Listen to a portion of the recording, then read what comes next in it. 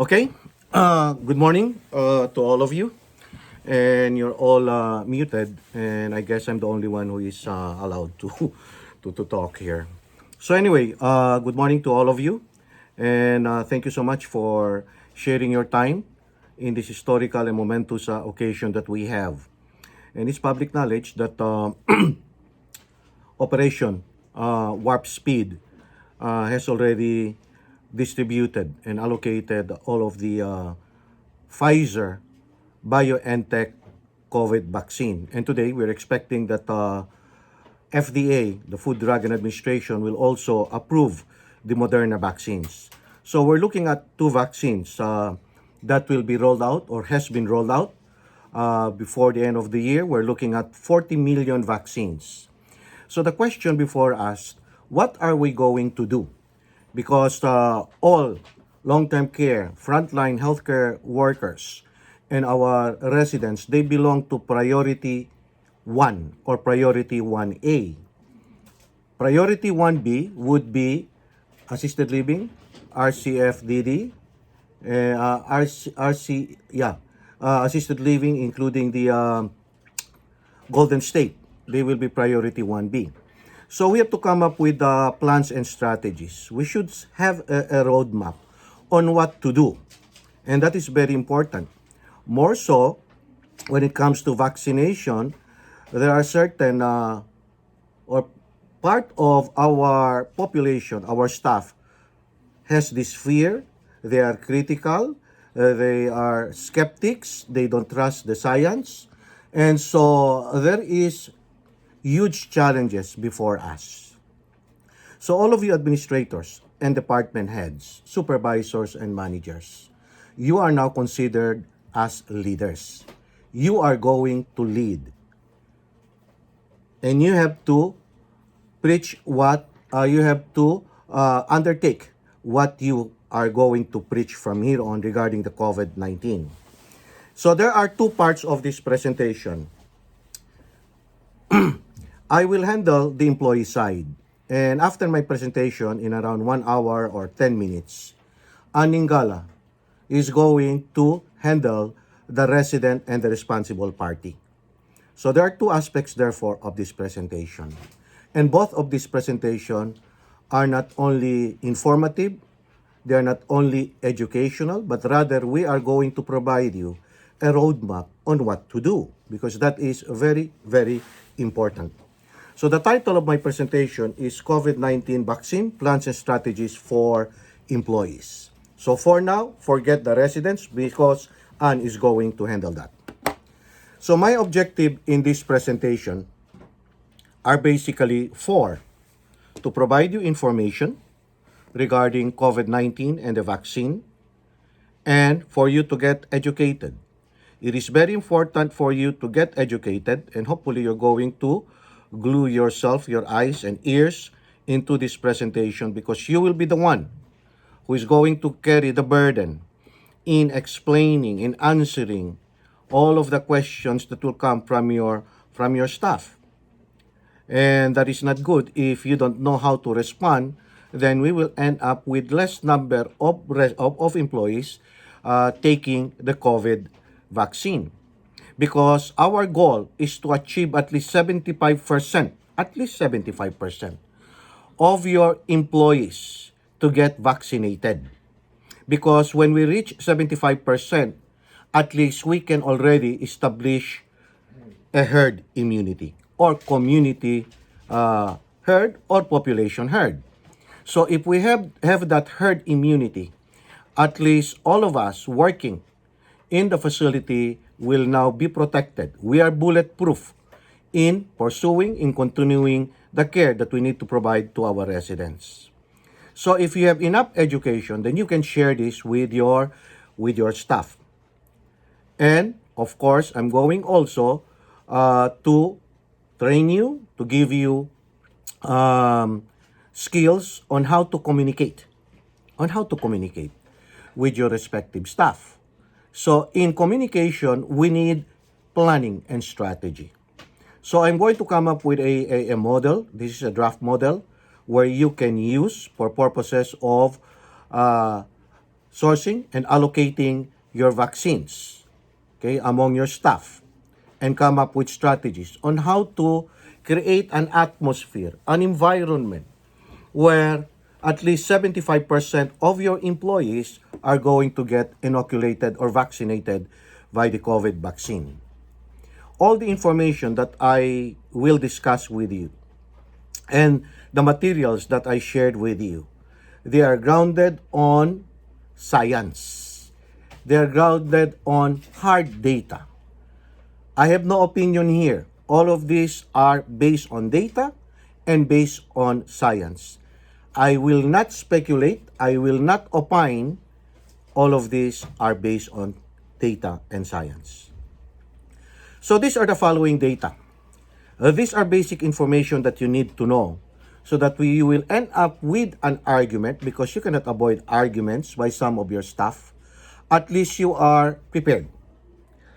And so these are the data that you can see.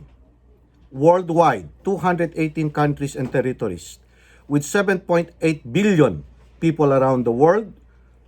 We are now at, as of 12/16 to 2020, we have 74 million confirmed cases of COVID-19.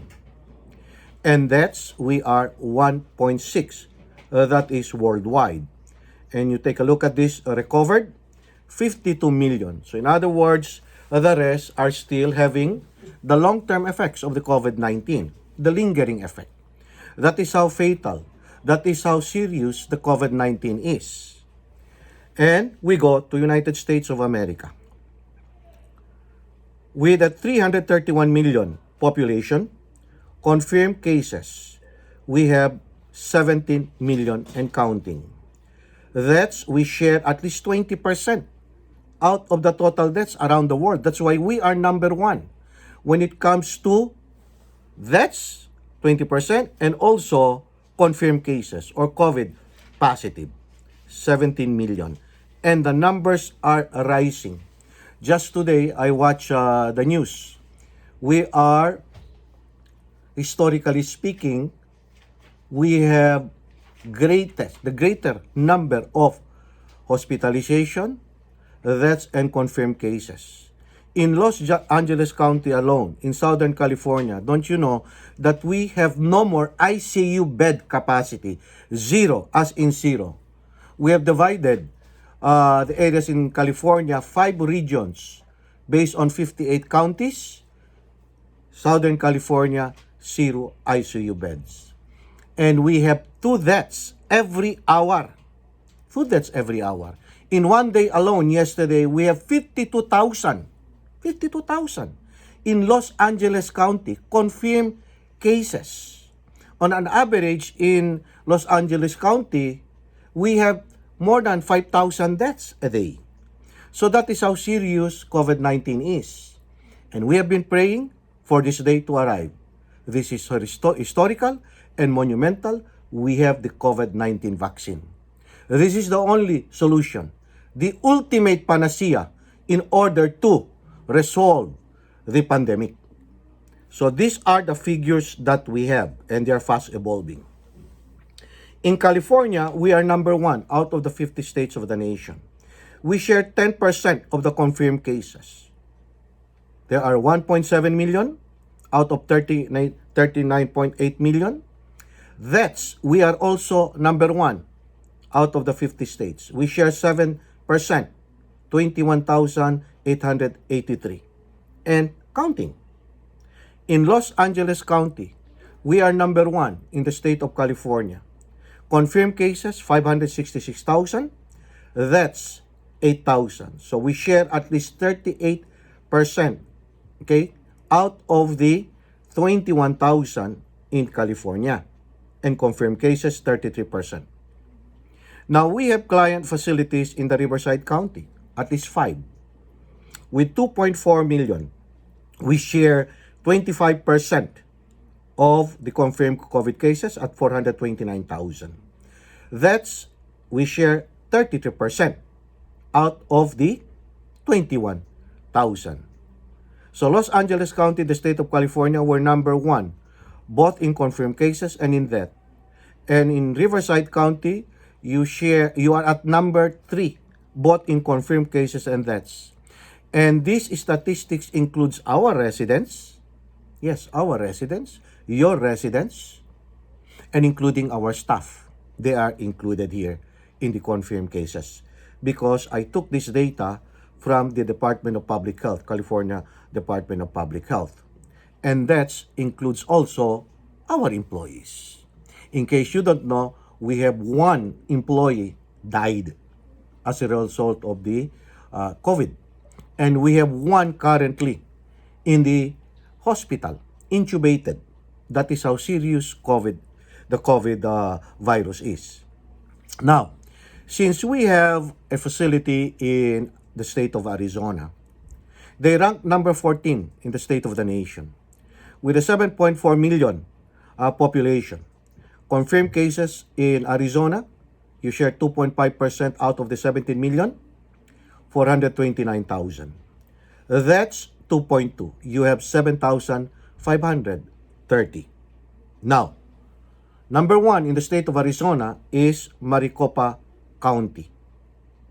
With a population of 4.5 million, would you imagine? More than 50% of the cases of COVID is in that area. So what does it mean?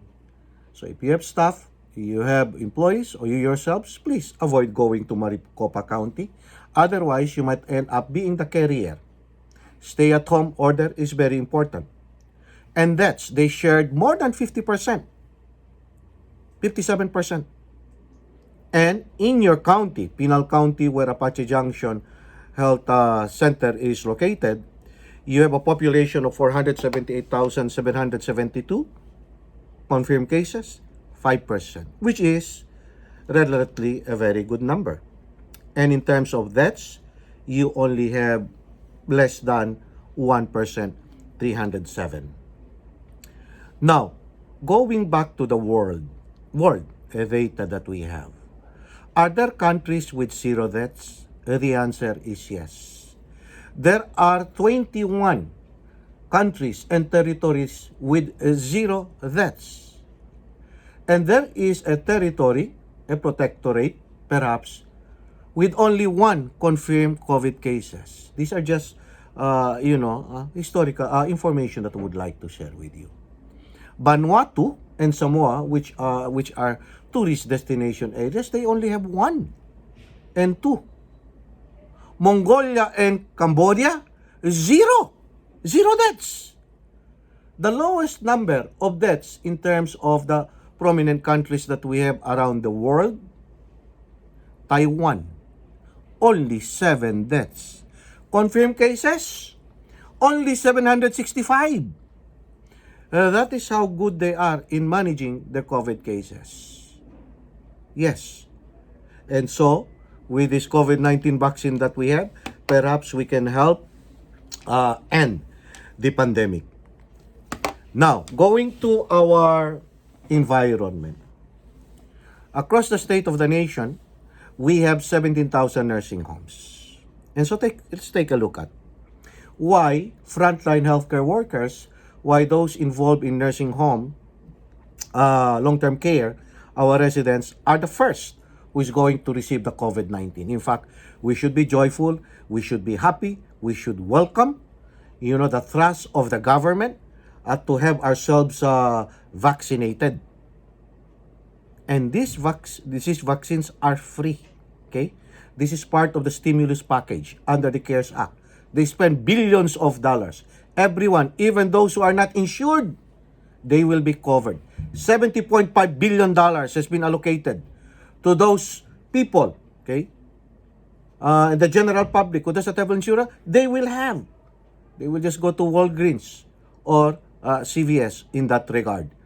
But they will come in after March. Because towards the end of the year, it will be us, it will be you. Not even me, because I'm not involved in long-term care. We only provide consultancy services.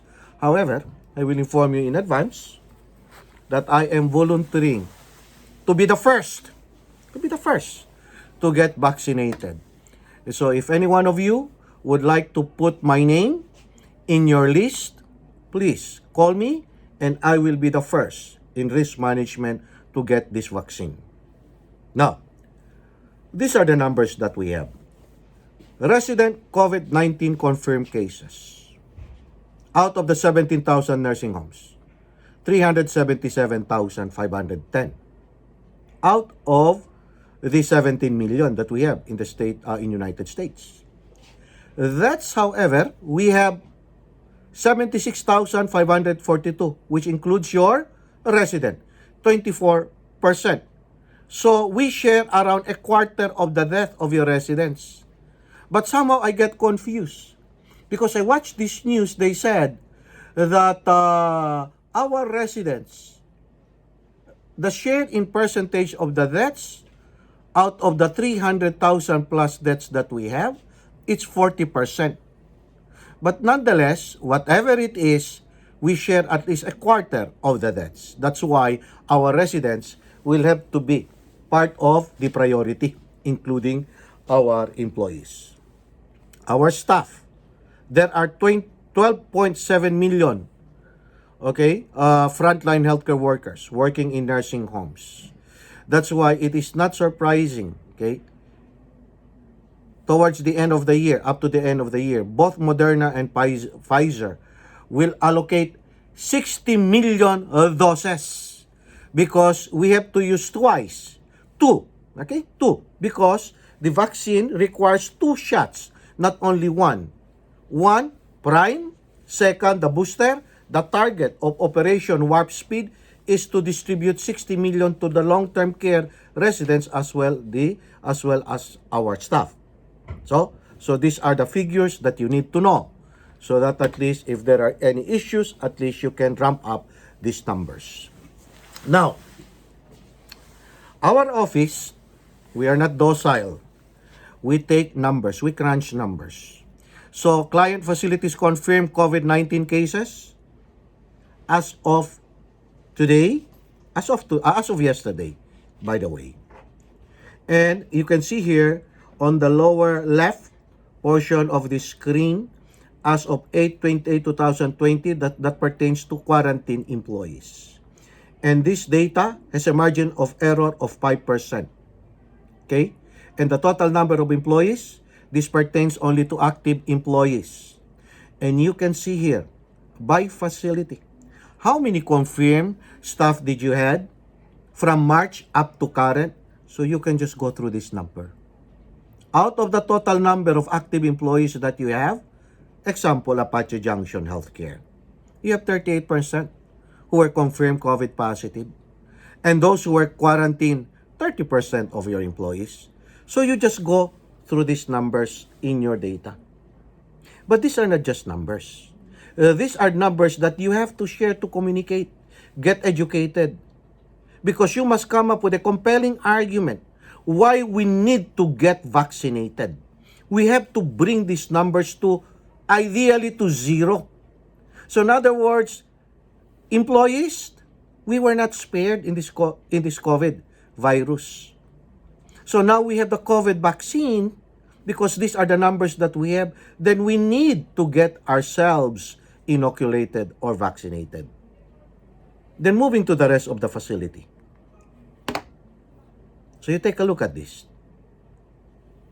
Heritage Rehab Center, only 3, less than 1%. But it does not mean that we can already rest our guard. Well, we don't need to get ourselves vaccinated. Perhaps our COVID-19 mitigation protocols is working. My friends, no. Because we are still part of a larger part. We are part of the community. So when we leave the community, we go to our respective family. That is a household where you want to protect your children and your parents and grandparents. So we still need to get ourselves vaccinated. So in total, ladies and gentlemen, in all our client facilities, at least a quarter of our employees were COVID positive. And close to 20% of our employees were quarantined as a sort of exposure to the COVID-19. So these are hard data that you need to have. So please keep my presentation so that you can just, refer to it when it comes to educational meeting. You're going to sit down with your staff because I'm pretty sure you don't have these figures with you, okay, all of you, not accessible to all of your staff or to all of the department heads. They must have this because in the respective departments, when we start to roll out the information, education, and communication campaign, they should have these numbers. Now, how about the issue on the willingness to get the COVID-19 vaccination? So here we are in December. More than 50% of the population in the United States are willing to get vaccinated. But there is still a sizable portion who refuse to get vaccinated. Who refuse to get vaccinated. And based on demographics, these are the following three who refuse to get vaccinated. Not necessarily they refuse, but some of them, they are skeptical. They don't trust the science. So this is the distribution. Whites, more than 50%. Latinos, more than 50%. Blacks, less than 50%. Although they were disproportionately affected in the COVID-19. The blacks. Okay?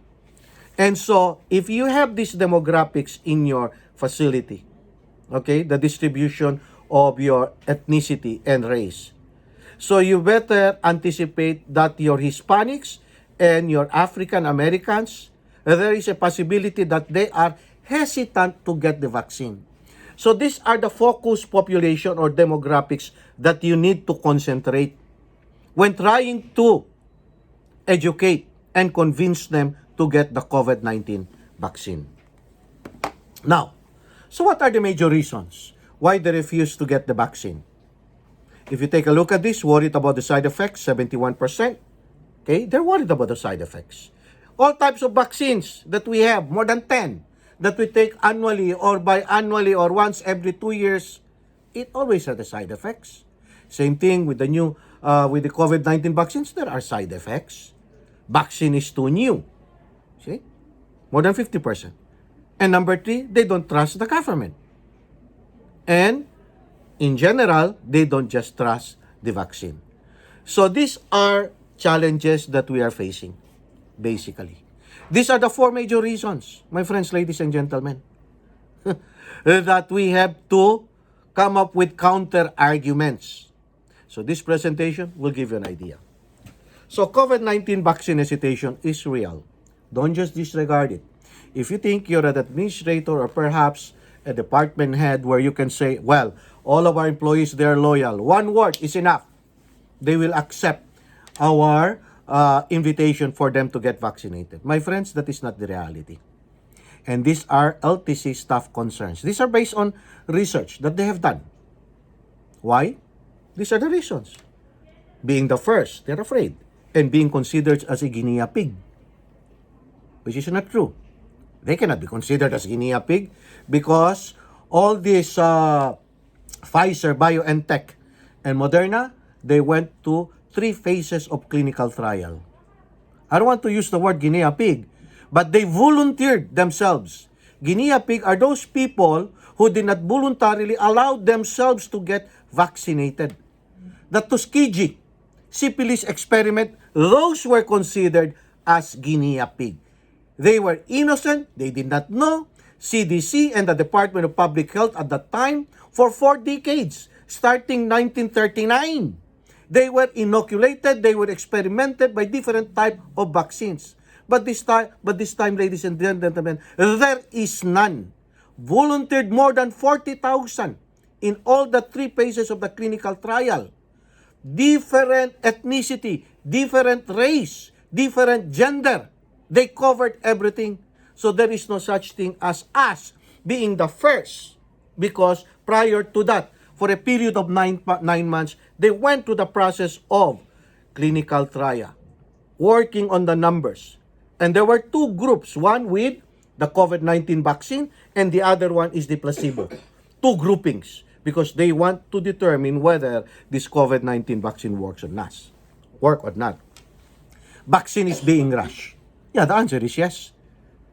Because if you go back to 1918, the Spanish pandemic flu, it took them more than 3 years to discover the vaccine, the vaccine that we're getting now. And in the process, more than half of the population at that time died. So are we going to wait, be complacent in the next 3 years, and go through the process until such time half of our population will be exterminated? So because of the urgency, we need to rush. But did our government, the FDA, and all of these pharmaceutical companies cut the corners? The answer is no, they did not. Besides, the development, the research of the COVID-19 vaccine started decades ago with the SARS-CoV-2. Yeah, because the strain of the COVID-19 that we have, basically which is a virus, comes from the disease SARS-CoV-2. They're already working on it. This is not something new. And with the innovative technology that we have, with the computers that we have, so they were able to ramp up and come up with these vaccines in a period of 9 months. So they said, not being represented in the vaccine trials, and other important factors to consider: how protective is the vaccine? How long does protection last? Now, how long does protection last? That we may never know.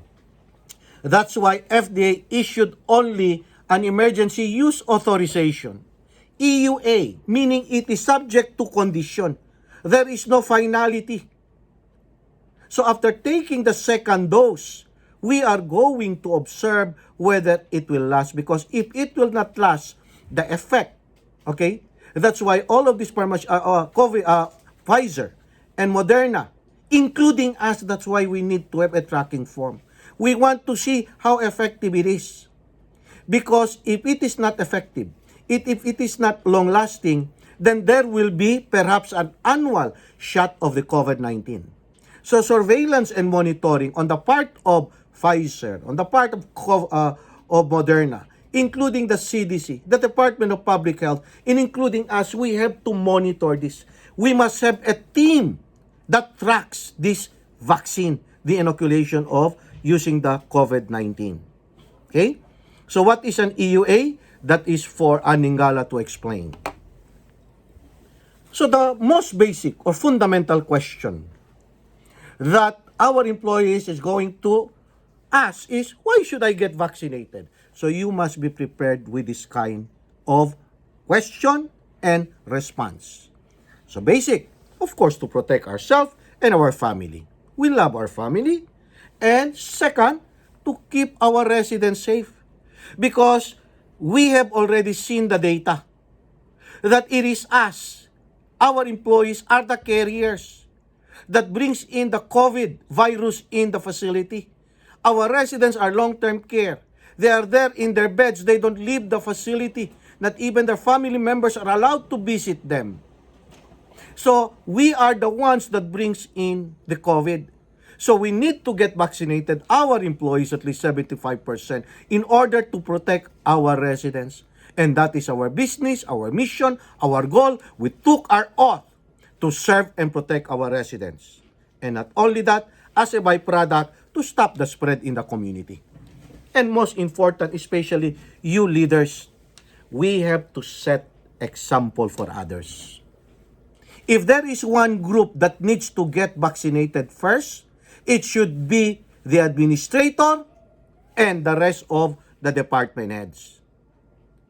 I mean, it does not make sense where you're going to push your employees, hey, you get vaccinated first because I want to observe. And that is crazy. You cannot generate the rest of your employees to get vaccinated if you will have your employees to do first to get the vaccine. It is you. We expect you to get first vaccinated. And as I've said earlier, I want to be the first to get vaccinated, and you can just call me because I will be there. So these are the rest of the common questions that you're going to face, which Ann and I are going to answer. So these are just basics. How do we know the vaccine is effective and safe? Why should we trust the vaccine? Is there new technology being used in the formulation, in the development of the vaccine? And is this new technology that they came up with, is it dangerous to me? And what is an EUA? And what does that mean to me? When and how long will I be protected? Will I still need to wear a mask? That is very important. Anne and I, we're going to answer it. What are the expected side effects? What if I already had the COVID-19? Do you still need to get the vaccine? Do you still have sufficient antibodies that you had that would prevent you from getting the COVID? Ergo, no need to take the COVID vaccine? So these are the questions that you need to get prepared, because you are leaders in your facility and you have to prepare with all of these questions. So where should I look to get accurate information? So these are questions that will be asked and you have to be prepared. So the basic information that we need to know. What are the first two COVID-19 vaccines? Both of them, we already know. Last week, Friday, Pfizer BioNTech got their EUA approval, which was confirmed by CDC. It is a process which Anne is going to explain to you. BioNTech is a German pharmaceutical company. And Pfizer, both of them, collaborated for this. Moderna, okay, will be approved today. As we speak, it will be approved today. And once it has been approved, expect on Monday, Operation Warp Speed, with their logistics, they are going to transport the vaccine, at least 30 million to 636 sites, which initially FedEx and UPS distributed last Monday. 636. It goes to all the 50 states of the nation. But it is not the business of the federal government, okay, to allocate these vaccines. It will be the respective. There is no national guidance. It will be the state who is going to decide where to distribute, who gets first, but we already know who they are. It is us, our frontliner workers and residents. Now, basic question. Because I am pretty sure more than 50% of your employees, they will say, well, the COVID-19 vaccine has the virus of the COVID-19. My friends, this is an argument that you should be prepared. Because this is sensible. Why? Because the type of vaccines that we had, that we got inoculated, at least 10, a component of the virus is in that vaccine. But Moderna and Pfizer, the COVID-19, there is no strain of the COVID-19 vaccine in that particular dose that they're going to have. None, zero, which Anne is going to explain later. So in other words, you are free. You are not being introduced in your cells. No protein of the COVID-19 is there. None. Zero. So in other words, it is very safe. That's why FDA will not issue an EUA not unless, two words very important, my friends, ladies and gentlemen. In any vaccine, that there are only two basic guidelines that FDA will consider. Is it safe? Is it effective? Only two. If the vaccine, okay, that they request, okay, to be licensed, safe or effective? The answer for both is yes. 95% it is safe, 95% it is effective. These are based on data from clinical stage 1 trial up to phase 3. So there is nothing therefore to worry. Now, I came up with this particular slide because the argument that you might end up with your employees is that, well, I don't want to get the virus of the COVID. My friends, ladies and gentlemen, I already predicated it. There is none, zero. Because the type of vaccines that we used to have and still continuing, in fact, the influenza flu vaccine that we have, it's either live attenuated vaccines or inactivated vaccine. So this is a material that you need to know. Not one of the Pfizer and Moderna vaccines and the rest of the 4 companies that are still on the clinical trial are using the live attenuated or inactivated type of vaccine. Zero. Because both of these type of vaccines comes with a strain of the virus, albeit in live attenuated vaccines, it is weakened. Weaken. What they do, they modify the virus and then weaken it and then include that in the vaccine. In the inactivated vaccine, they get a strain of the virus, and what they do in a petri dish, they are going to culture it, but they're going to weaken it and include that in the vaccine. So in other words, in both instances, there is a strain of the virus. It is important for that because why? A virus, the strain of the virus is the only one that can give you antibody because that is the only virus that can recognize the virus that is being permeated in the environment. Vaccines, the purpose is to create immunity antibodies. So these are the basic types. In mRNA, Anne is going to explain to you. Biotechnology, very innovative. So here we are. So what is an mRNA vaccines? M stands for messenger, R for ribo, N is nucleic, A is acid. See, that's why it's called mRNA vaccine. Do they fall under the two basic types of vaccine, the live and inactivated? The answer is no. This is the third type of vaccine, and this is what we are using. No virus strain is in this vaccine. This is a genetic sequencing of our RNA. Our genes, okay? There are two compositions, RNA and DNA. And our scientists were able to crack the genome. The protein of the COVID-19, okay? They were able to crack that.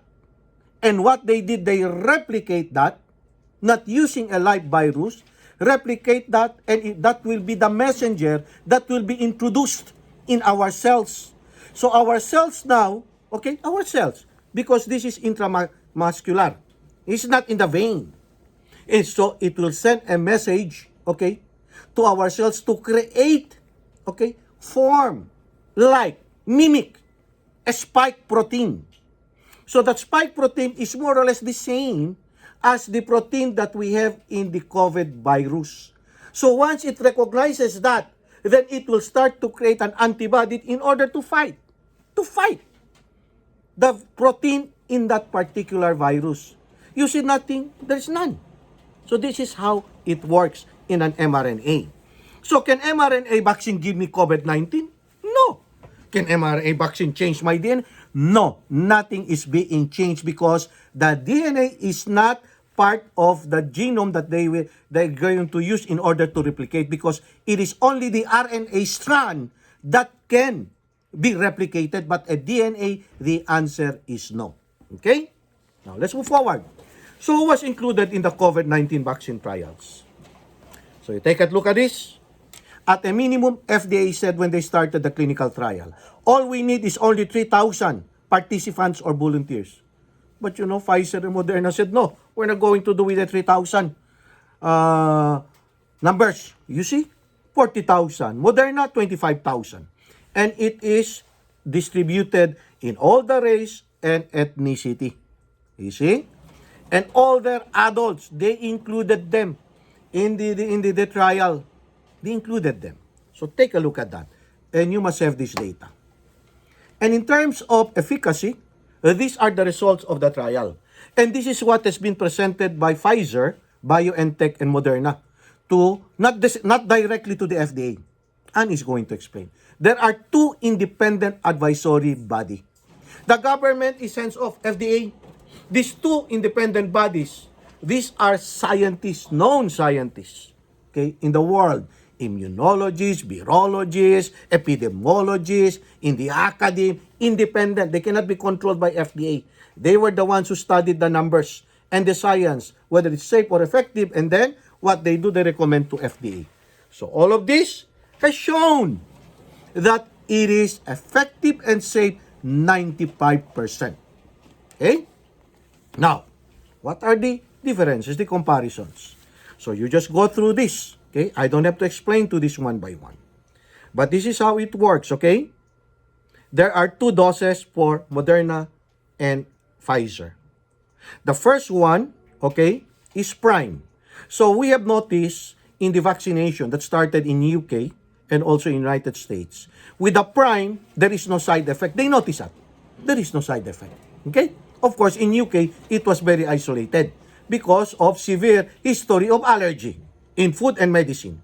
So the prime, normally, you don't have a side effect. But when you take the second shot, that is the boost.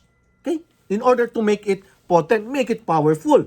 Okay? So 2 shots taken at this particular interval. BioNTech after 21 days. And then Moderna after 28 days. My friends, do not take this for granted. That's why tracking form is very important. Okay? That is in your draft consent form that I gave you. You have to conduct surveillance and monitoring. You have to see to it that on the 21st day, your employee will take the second shot.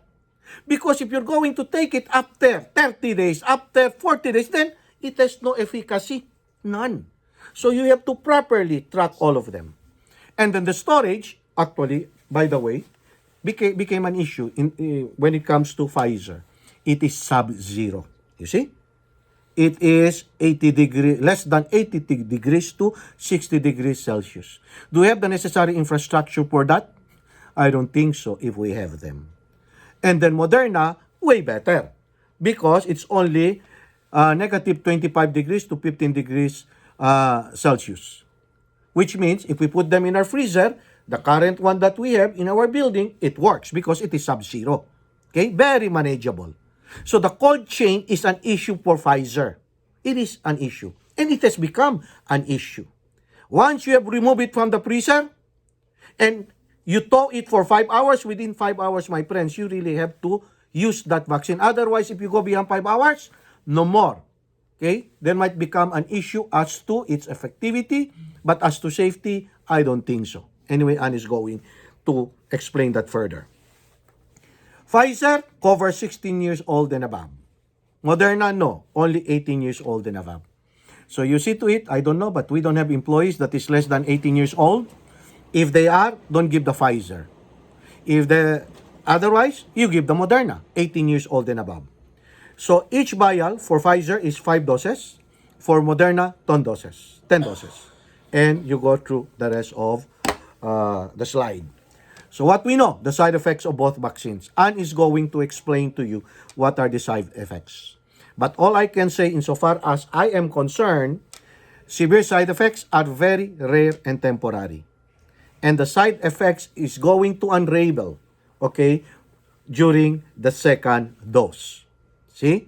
And that will take around 1 to 2 days. And after that, it will just go away. But they need more data on children. They need more data on pregnant women. So that's why if you have pregnant women who are still conceiving in the first trimester, my friends, ladies and gentlemen, they should be the last, okay? And do not convince them. And if they get inoculated, they need to require them to provide a doctor's note coming from their primary care physician. So what is Operation Warp Speed?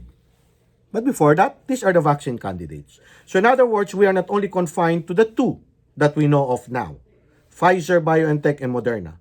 There are still on the line. We will still have AstraZeneca, the Novavax, Johnson & Johnson, and the Sanofi GSK. But the last 1, 2, 3, 4, they will submit, okay, their application around January of next year. And you can see here how much is the estimated cost per dose and how much funding was given to them and the cold chain requirement. My friends, ladies and gentlemen, this is a beauty. AstraZeneca, refrigeration. Novavax, refrigeration. Johnson & Johnson, refrigeration. And not only that, only 1 dose among the 6, Johnson & Johnson. But are we going to wait for this? My friends, no, we're not going to wait for, this last 4. Otherwise, we will end up with more deaths in our facility. More employees that perhaps might die and more confirmed cases. So let's not wait. Let's immediately jump the gun. We'll use either Pfizer and Moderna.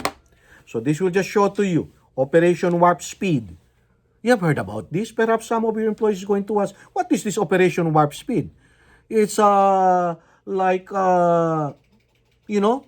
going to the future. It's talking about the future. No. Warp Speed, it is a public and private partnership initiated by the U.S. government in order to facilitate and accelerate to ramp up the development, the manufacturing, and the distribution of COVID-19 vaccines, therapeutics, and diagnostics. And initially, they were given $10 billion under the CARES Act.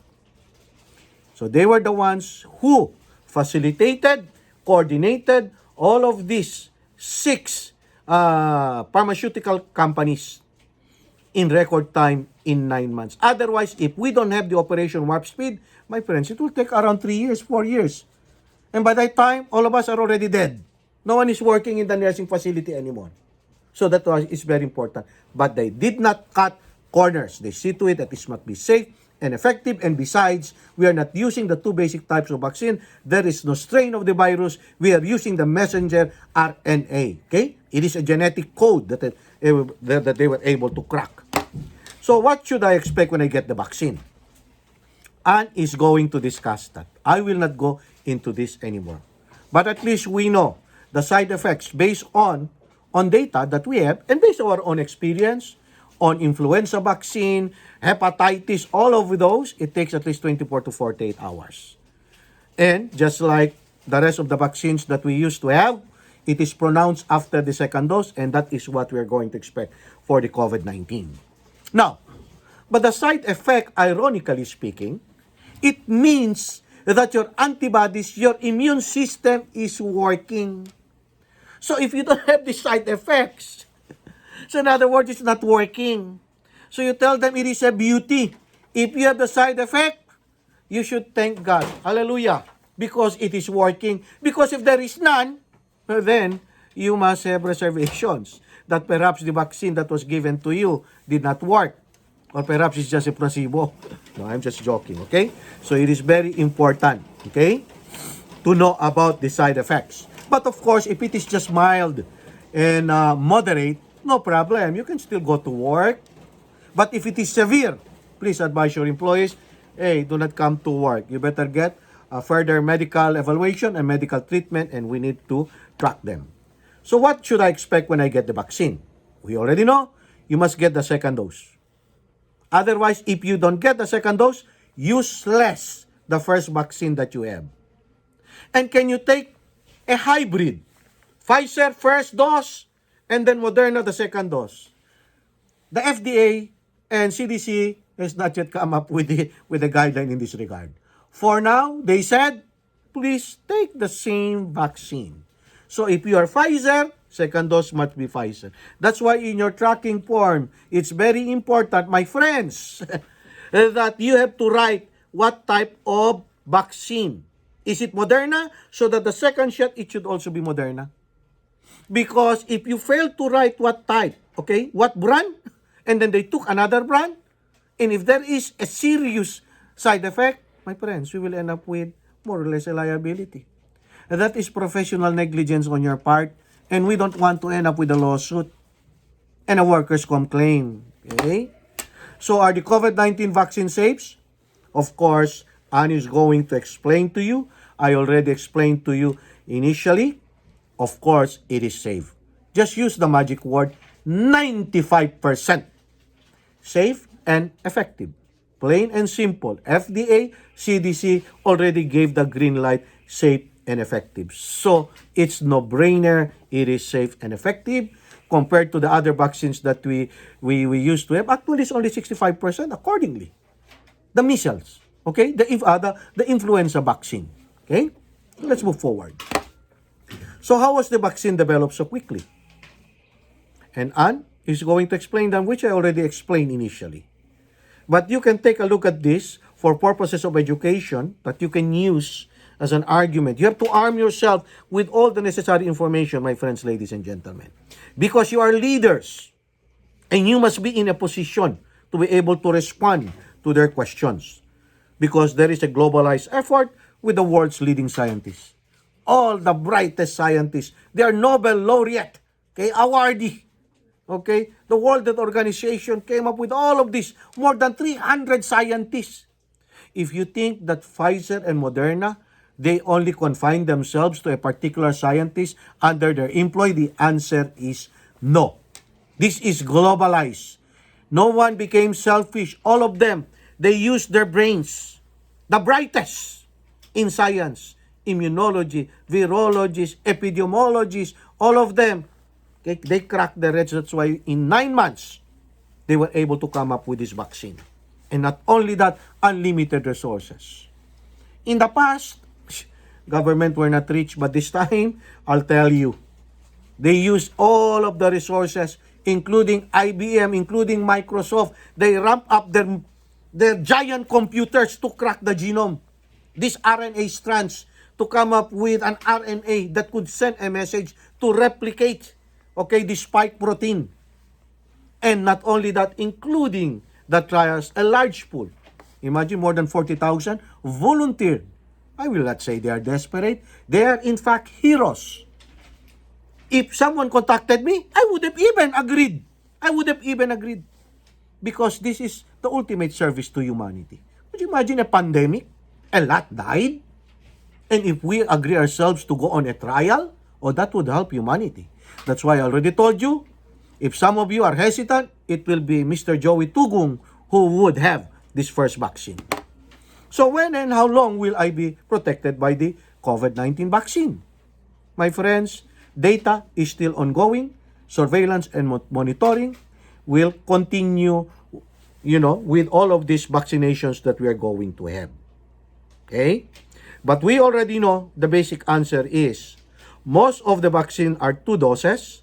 And so, you will become protected, after the second shot, after the boost shot. So in other words, if you take the first shot, don't think that you're bulletproof. Do not go out there and then with a reckless abandon, you're not going to wear the mask or practice the COVID-19 protocols. Do not do that. You will end up 6 feet below the ground. Wait for the second dose. But with the second dose, the same thing. We still have to practice all our mitigation protocols. It does not mean, we're going to remove our isolation barrier in our building. No more cohorting. We'll stop. No, my friends, ladies and gentlemen, that will not happen.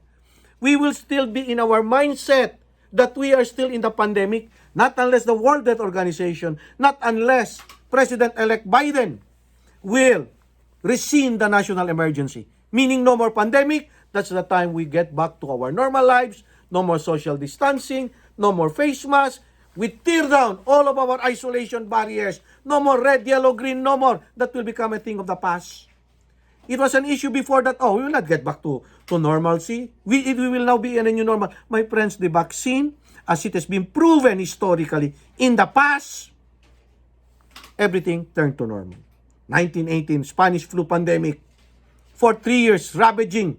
There were 4 waves. After they were able to come up with the vaccine, everything went back to normal. So the same thing, this will happen. And when it happens, when 75% has the herd immunity, we will be back to normal. Okay? Now, will I still need to wear a mask after getting the vaccine? My friends, of course. As I've said, we'll still have to strictly follow our COVID-19 protocols. Every time you're in the building, you still have to be screened and you still have to wear, your PPE, whether it's respiratory droplet, whether it's source control. Let's continue on doing that. Now, question is, based on the data earlier that I provided you, what if I already had the COVID-19? Do I still need to get vaccinated? The answer is yes. Because the antibodies that you have, normally when you are COVID positive, under CDC guidelines, for 90 days, for 3 months, no need to get COVID, testing, because you already have the antibodies. Research has shown, and is still evolving, that the antibodies that you have after being COVID-19 positive, they do not last. So that's why you need to get this COVID-19 vaccine. Being COVID positive, based on data, around the world, Sweden tried it, Norway tried it. They said, all COVID positive, we already created a herd immunity. Just to find out, after 1 week, a lot of them died. A lot of them became confirmed COVID positive. You can only create a herd immunity through a vaccine, not by infection. Understand? So they still need to have the COVID vaccine. Now, so if you want to get further information, share this to your employees. Social media nowadays. All of us are wired, okay? Our cell phone, okay? All the time, social media. And then we get all of this trash, all of this anti-science. So we get confused. Tell them, do not trust them. Only trust. All of this blog, video blog, do not believe. Only go to reputable World Health Organization, go to CDC, go to AMDA, go to CDPH. These are the only information that we must confine ourselves. You tell your employees. Stop the social media. There is nothing there. All of them are garbage. Okay? The more they will get confused, the more they get skeptic. So vaccines are the only way to control the COVID-19 COVID-19 pandemic? Of course. Just like the rest of the pandemic, it was only the vaccine. But this one, emphasize, no virus strain. That's why it's called messenger RNA. Okay? It is a code that sends a message to create a spike protein, replicate, to counter, create an antibody. Okay? Now, I put this. So, some of you failed to send it to me. Failed to send. I need this number. Because out of this, you don't just inject influenza vaccine to your employees. Use this as a tool. So these are just raw data. This is not accurate. You use this as a basis because forget about, okay, the rest here. Okay, so at least you can take a look at this. How many of your full-time employees took the vaccine shot? And part-time employees? But the most important thing is on this pink side. Refuse due to medical reasons. Refuse due to religious reason. And others due to personal opinion. This personal opinion, these are the skeptics. These are the people who does not trust science. So these are the groups that you have to concentrate in our information, education, and communication campaign. Use your data, my friends, ladies and gentlemen. Conduct a polling by department. Use your department for them to conduct a polling because those are your focus employees because the target is, according to my boss, okay, Maribeth, in order to achieve herd immunity, the target is 75%. You see? So very important. The rest you did not provide information, God bless you because you failed to send it to me. Okay? Now, so strategies. Now, this is now just suggested strategies. Because you will have all the information that you have. You now get educated. You are the brightest, the most intelligent. You read a lot of articles, useless, my friends. Not unless you come up with a strategy on how to convince those employees. Remember in that area? Medical, religious, and especially those others. Okay? Never mind the medical because for medical reasons, we cannot force them. Religious, of course, we cannot because you might end up with discrimination. But the others are very important. Those are the skeptics, okay? So these are the strategy. As the leader, send out cover letters. We send you a draft. Of course, this is just a draft, okay? Do not use this. Okay? I put here, ink draft, because the consultants, Maribeth, Gonzi, and everyone will still go work on it. But I'm pretty sure next week it will be done, okay? And along with the consent form. This is still draft, okay? The rest of the consultants, Maribeth and Gonzi, they will still review this. But at least we are just showing to you that Unified Care Services, we are ready for this, okay? We are preparing for this. There is a roadmap. It's very important to have a cover letter.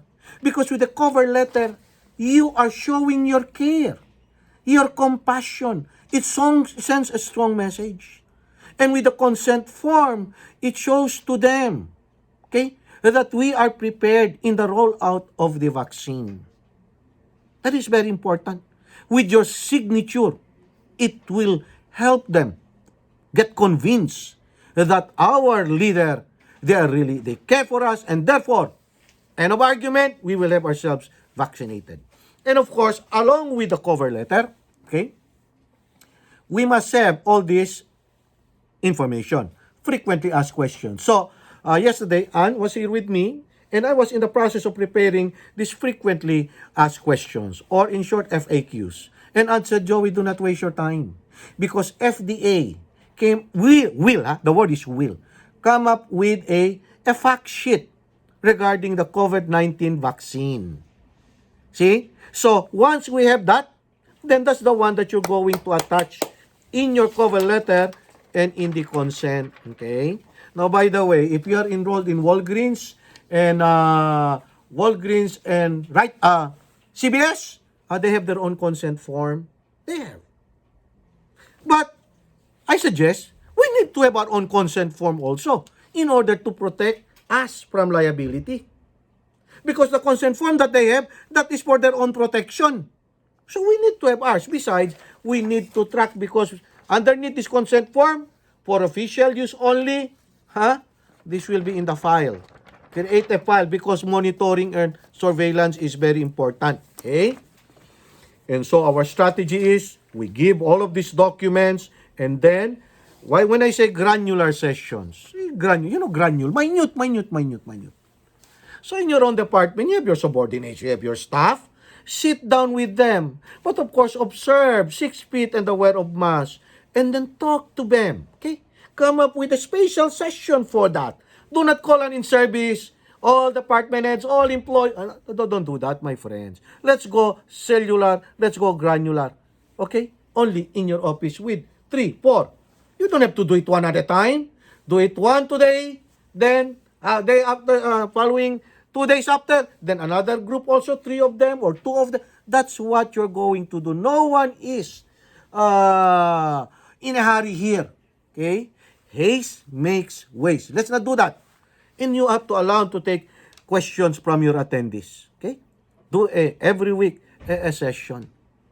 And please do not, just disregard their questions because some of you say, I'm very busy. I don't have the time to talk about that. Just read. The fact data sheet is there. Do not do that, my friend. You have to. The strategy is interpersonal. You have to sit down and answer the questions. Don't just give them the brochure or the material. You see? Because if you just give it to them and they will read, do you think all of our employees will understand? They might have some follow-up questions. You have to have interaction with them. Okay? Very important, our strategy. And then another strategy.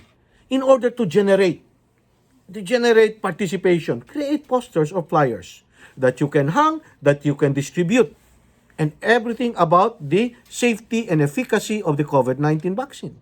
You can come up with a poster contest with staff. Okay? So that anyone who can, it's a contest, then who gets the best poster will have a winning prize. And you can have everyone participate in the voting. Yeah, because it creates now consciousness to all of our employees, and our target, 75%. What are the other strategies? So you go through this. Hold regular team meetings. Okay? Group huddle for education about the risks and benefits. My friends, the benefits outweighs the risk. The risk, FDA already made that. That's why they issued the EUA, including CDC. Okay? And build a stakeholder team. What do you mean a stakeholder? Those who has an interest. And these are your department heads. They have an interest for their employees under them to get educated. So build a stakeholder team. Peer champions are very important. Identify. There are certain employees, in the rank and file employees, among the CNAs who has the respect, who has the personality, okay, that the rest of their peers listens. Identify them. Most of these are long-term employees. Identify them. Empower them. Give them all the necessary tools, the education, the information, so that when they take a break, or they are in the parking lot perhaps, or anywhere in the building, they can start to initiate discussion on the importance, the safety, and the efficacy of the COVID-19 vaccine. And, this is the most important. The most important strategy, leaders, you are the role model. Okay? Administrator D and all of you, you are the role model. All of the employees look up to you. So therefore, you must be at the forefront. You lead by example. So you yourself will get yourself vaccinated first. But you don't do it secretly. This is PR now. Huh? PR, public relations. You can take pictures, you can take video, and post them in your webpage or in your social media. Now you can use your Facebook because perhaps you might have employees who are your friends. Then post them. It builds confidence and trust for those who are skeptics. Okay? Now, if we are going to do it in-house, well, it must be public. Huh? All staff, show to them that you are getting vaccinated. Do not do it in the comfort of your room. Only you and perhaps the infection preventionist is going to inject you. No one knows. What is that? We have to do it. Public, show to them. Okay? Create a celebratory atmosphere around getting the vaccine. But in all of these strategies, as I've said, do not let your guard down. We will still observe all the COVID-19 protocols until such time World Health Organization and the federal government, the CDC has lifted the national emergency or the pandemic. Have stickers or buttons that would, come up with this word. I got the COVID-19 vaccine. Just like I voted. Remember in an election? Sticker. And yesterday, Mary Beth, pin-up buttons, she sent to me. Okay? Perhaps we will help you in that regard. Okay? These are the things. Okay? Visual is very effective. Dave Lipa loves visual. Everything is big. I will contact also Dave in this regard. Perhaps he can help us. Another strategy is to reduce vaccine hesitancy. Okay? Post pictures of themselves. This time, you tell them you are not violating the social media policy of the company for as long as it is a positive message. Positive. Okay, take pictures, post in your social media, share it with your friends. You are okay. But remember, if they will post there against the COVID vaccine in the social media, perhaps there is a reason for us to discipline this employee. Why come up with a negative message, okay? You can hold contests between facilities. And that is what in the email I saw from Maribeth yesterday. And Maribeth said, I'm going to inform the governing board. And from my end, luckily pa, there will be a contest. Okay? Who gets the highest number of vaccine, okay, of the COVID-19? I will get an award. Not that I don't know. What type of award? Is it in kind or is it in cash? That I don't know. But of course, if you get 75%, excellent, excellent, excellent, to use the word of Mr. David. Create a bulletin board with updated information about the vaccines. Yeah, always. It's fast evolving. What I read yesterday is not, there's another information again today. Always memory overload. Gonsi sends us all of this every day. And every day it changes. I cannot catch up anymore. My brain cannot work anymore getting all of this information. Okay? And but of course, in your strategy, you really have to observe, a person's cultural differences. Do not shout, do not yell, argue professionally, okay? Because there are certain cultures who, they don't, as part of the religion perhaps also, or their disability, please, the personal opinion of each employee matters. Respect, okay? Do not weigh in your position. Okay, just because you're the administrator or the EON or the activity director, you are going to force yourself for them to get the COVID-19 vaccine. My friends, ladies and gentlemen, please do not do that. Only one of you is going to do that. It will spread like fire in the facility. A lot of them, okay? It is repulsive. It will be counterproductive. You have to do this strategy smoothly, calculating, gradually, well thought out, going through the process of a meeting with your staff before you're going to do this. Okay? Now, I'm almost done because Ann will start at around 11 o'clock. So, now the question before us, okay, we have the vaccines, Moderna and Pfizer. How are we going to do this? My friends, this presentation here, this doesn't mean that this is what you're going to do. I'm just sharing you a model. A model. Okay? I sound like I am a from CDC also. Okay? A model. How are we going to have our employees vaccinated? Right? You cannot have all of your employees get vaccinated at one time simultaneously because of the side effect. A sizable portion of them might end up with a severe side effect on an allergy, etc., etc. Then you end up with a shortage of staffing. So you have to do this by increment. You know what is increment? By installment. At 2 days interval. What did I say? 2 days interval? Because the side effect lasts 24 to 48 hours. So you do not do a vaccine every day. Wait 2 days, then another group. As to who will be this group, then you must know. So I came up with the figures here. Priority A, start with administrator, ADO, and ICP, QA nurse. So, my friends, you're the role model. You should be the first. Do not go to second. Why DON? Because what if the administrator gets sick with a severe, reaction? At least the DON still there. Right? Very important.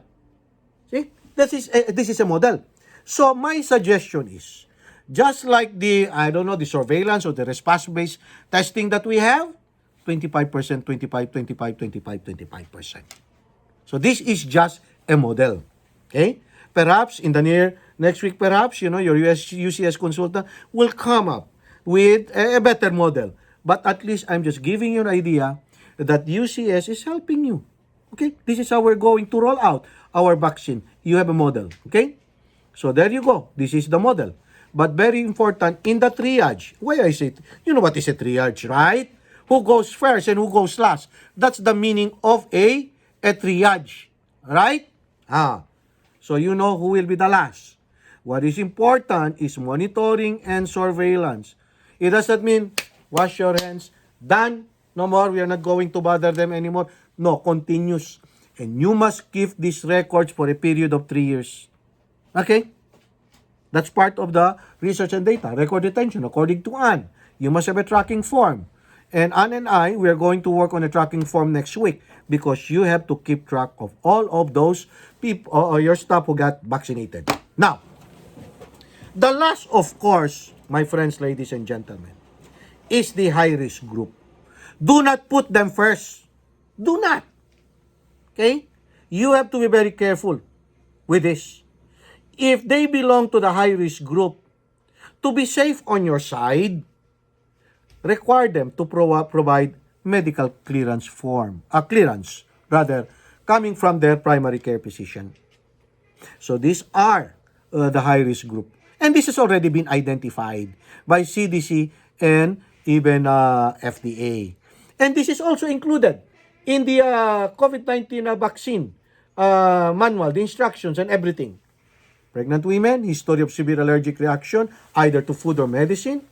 Those who had recent major surgery, or those who had history of organ transplant, those over 65 years old and above, those with heart conditions, those who are immunocompromised, those with active cancers, those with HIV, and those with systemic lupus erythematosus, or SLE. These are immunocompromised, more or less, okay? Now, so this one should be the last. Thread carefully with them, okay? And do not, discriminate them. Tell them, we are going to offer you vaccine, but please get a release from your provider. Now, if we go by that model, this is how you're going to allocate.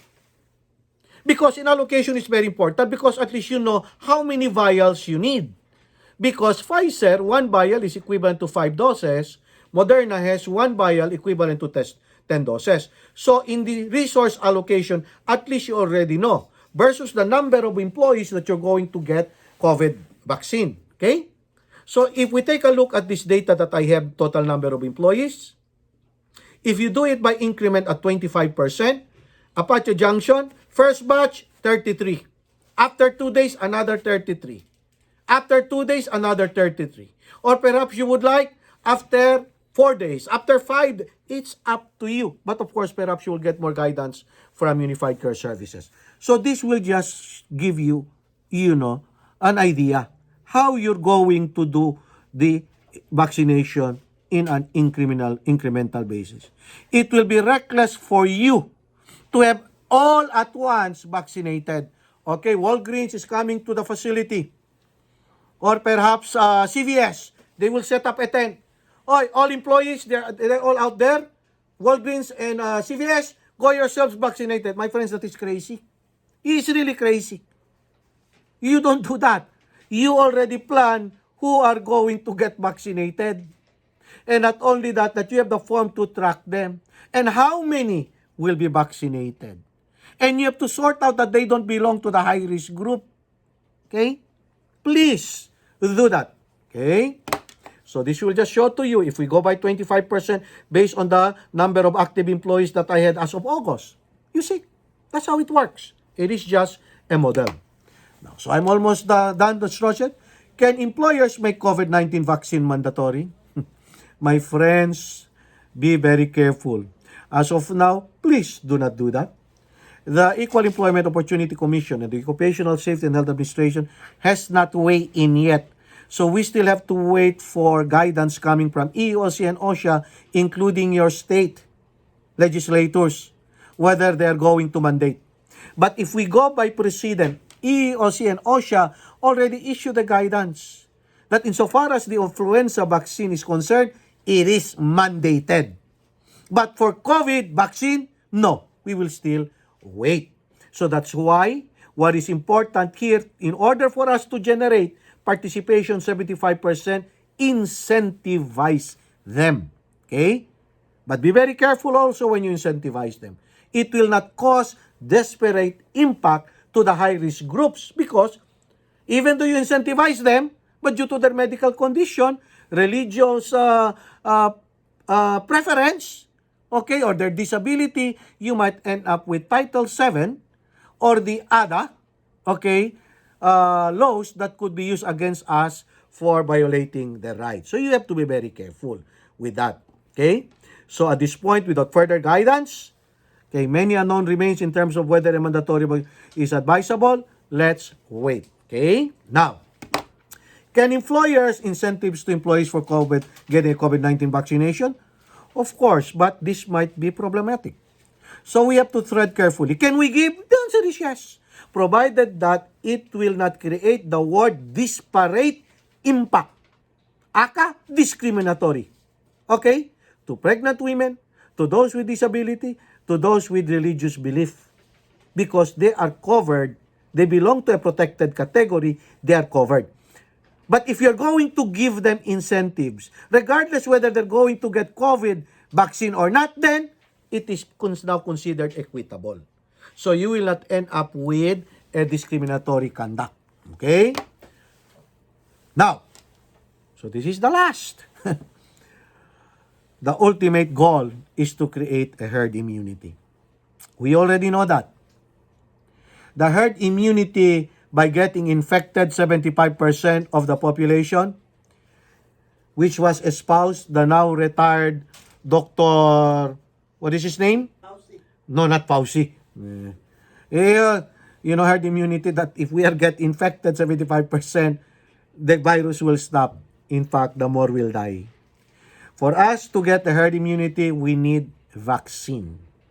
So Dr. Anthony Fauci, Dr. Redfield of CDC, okay, Gus Pernas of Operation Warp Speed, the Surgeon General said, okay, 75% of the population, if you get vaccinated, okay, we create a herd immunity, we will return back to normalcy, and from there on, World Health Organization is going to declare with victory that there is no more pandemic and national emergency, state emergency, they will be lifted and we will return back to our normal lives. Our COVID-19 protocols is stopped. All of these barriers is stopped. No more yellow, no more green, no more red. Meaning we already achieved herd immunity. So my friends, I will not entertain any questions because Next to me will be Ann, and Ann will have her presentation from here on. And so thank you so much for your time. And as I've said, remember, IEC information, education, communication will provide you the tools for planning, for come up with strategy. And all of you are leaders. We are going to weigh on you for you to convince, to work on with your employees in order to get themselves vaccinated. Thank you so much for your time. And if you are around, it's your floor now. Thank you, Ann? Joey. We will have a 5-minute break before Anne comes in. Okay, So okay. return after 5 minutes. Okay, but they are not going to turn off, right? No. No, do not turn off. Because if you turn off, then Cynthia will have to send again another invitation, right? Okay. Yeah, don't turn off, please. Okay. Thank you.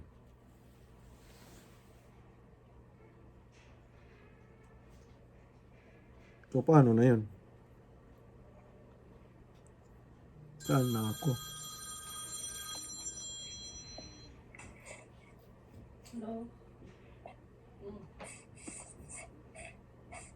Great presentation, Joey. Thank you so much, Beth. Thank you. My pleasure, Beth.